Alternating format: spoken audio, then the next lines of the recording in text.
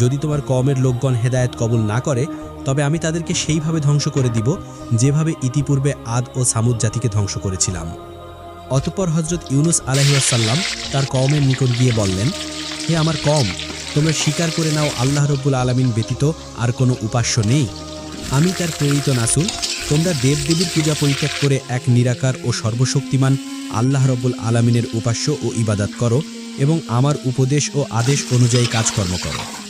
কিন্তু কওমের লোকগণ তার কথার প্রতি কোনো কর্ণপাতই করল না, বরং তারা জবাব দিল, হে ইউনুস, তুমি যদি আমাদেরকে টুকরো টুকরো করে ফেলো তথাপিও আমরা তোমার কথা শুনে আমাদের পূর্বপুরুষদের ধর্ম ত্যাগ করব না এবং আমরা কোনোদিনই দেবদেবীর উপাসনা ছাড়ব না।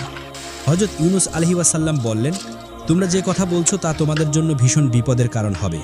তোমরা যদি আল্লাহ রব্বুল আলামিনের প্রতি ঈমান আনো এবং আমাকে নবী বলে স্বীকার করে নাও, এটা তোমাদের দুনিয়া ও আখিরাতের উভয় জাহান্নামের